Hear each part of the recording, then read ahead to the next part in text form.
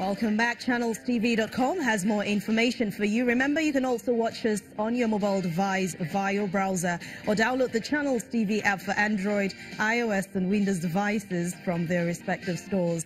Besides giving you access to news updates on the go, the Channels TV has an eyewitness feature with which you can use to share pictures, videos or news of happenings around you. Just install the app, tap and then swipe to reveal the menu and follow the instructions.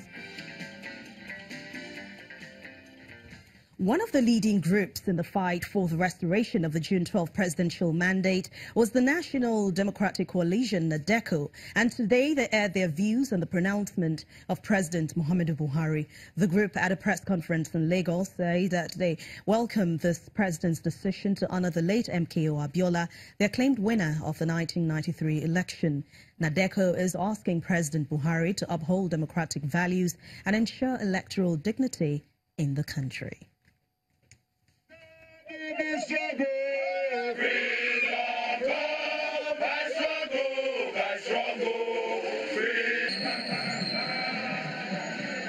Let's go to Edo State now, where you see these visuals of activists and civil society organizations. They're marking the 25th anniversary of the June 12, 1993 presidential election. In Edo State, South Nigeria, activists held a rally in Benin City demanding genuine reforms in the country's economy. They are also calling for the protection of human rights and freedom as guaranteed in the Constitution. In Osun State, Southwest Nigeria, groups moved through major streets chanting songs of victory and calling on the federal government to abolish poverty in Nigeria, which they say is a driving force of the late MKO Abiola. The state coordinator of Committee for Defense of Human Rights, Wahid Saka, says that the declaration of June 12 as Democracy Day is a triumph for the collective struggle of everyone. Today, we are celebrating the triumph of our collective struggle. We salute the journalists that have been with us. We salute the people on the street that have been with us. We salute everybody that are part of this success story. However, the new struggle is here. What do June 12 and MKO stand for? We continue to fight for eradication of poverty in Nigeria. We continue to be on the street until our people are out of poverty. This is the new struggle. The first stage has been fought and won. We hope to win another struggle again. It has shown that we still have people of integrity. We still have people that know history. We still have people that will stand for justice. We still have people that will continue to stand by the people's will. That is what the president has done to this to our democracy. That is what the next generation of freedom seekers will learn from Buhari. Today is actually Democracy Day and we are celebrating. And very uniquely because we think that the biggest thing that has plagued this country is the power sector. And we are also using today to announce and also speak to Nigerians to say we need electricity democracy. We must have freedom from the slavery of the epileptic power supply we have in this country. So it is one action, two statements. Democracy Day is June 12. Electricity democracy is that which matters most. If we are to give a theme to today's celebration, we would have said Nigerian Democracy Day, electricity democracy is a must. Away from the June 12 announcement now to the court. The Federal High Court in Abuja has found former Plateau State Governor Joshua Dariye guilty of 5 counts of corruption. Justice Adebukola Banjoko convicted Mr. Dariye on charges of unlawful transfer of funds meant for the ecological needs of Plateau State to the PDP Southwest and for breach of trust. Mr. Dariye was initially arraigned on the 15th of July 2007.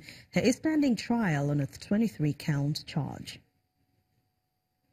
To Rivers State now, Governor Nyesom Wike has reaffirmed his commitment to repositioning the healthcare sector in the state, as well as maintaining an upward improvement of childcare delivery. The governor explained this during the inauguration of the new Primary Healthcare Management Board complex in the state, which was hitherto taken over by the suspected criminals. Governor Wike also explained that the health sector presently gets the largest budget apart from works. The chief field coordinator of UNICEF, who represented the country's representative of UNICEF, also pledged the agency's commitment to children's health.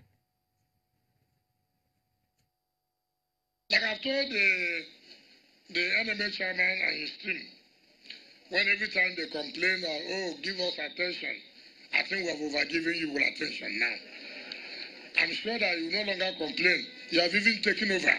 The healthcare system has taken over.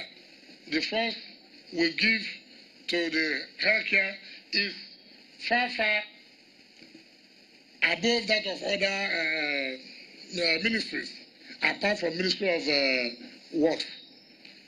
But we're happy with what you have done. Primary health care is a key to child survival, as well as key to the welfare and health of mothers. So for UNICEF to be part of this, we are very pleased. Let me assure you of UNICEF's commitment to continue working with the state of Rivers to improve all matters related to children, including health, immunization, linked to water and sanitation, nutrition, and generally to put the child at the center. From the southern part of the country, we'll move to the eastern part. In Anambra State, Governor Willie Obiano has inaugurated a board to manage the state's Housing Development Corporation. The 10-man board has a mandate to revitalize the state's housing sector by ensuring building standards are followed and development plans adhered to. He's asked members to serve with integrity and see to it that the activities of the Housing Corporation also conforms to acceptable standards.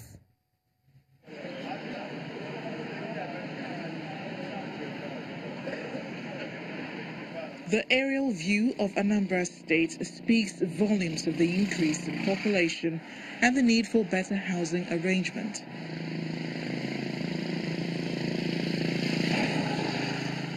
First and other challenges have been taken into consideration by the state government, and is the purpose of this gathering, the inauguration of a new board to man the State Housing Corporation at the Governor's Lodge in Amobia. Governor Willie Obiano points out the need for the board to reinvigorate the sector. I would like to see a very vibrant board that is monitoring the day-to-day activities of the management of that corporation, Anambra Housing Corporation. You know, it's a very big enterprise. We've had challenges of encroachment lately, and we're dealing with them. Anybody that encroaches into government land illegally will have whatever you put there put down, you know, and we must ensure that. So these things must be critical in your consideration, you know, and more importantly, you must run this corporation transparently. The chairman of the board points out the start-off plan. Anambra is not lacking numbers. We have a lot of estates, but many of them also lack facilities. And these facilities, we intend to make sure that they are provided. And when they are provided, we also show that, on the other hand, fees will be paid. Your Excellency, you have talked about the setback and all. One thing that we must do as a corporation is to revisit all the housing estates in Anambra State to be sure that they comply with the original map. It is expected that the housing plan will not only cater to the increase in population density, but also contribute to the aesthetics of the state. When news across Nigeria returns in just a moment to take you to Kwara State to find out what the governor is saying about the bank robbery in Offa town. Stay with us.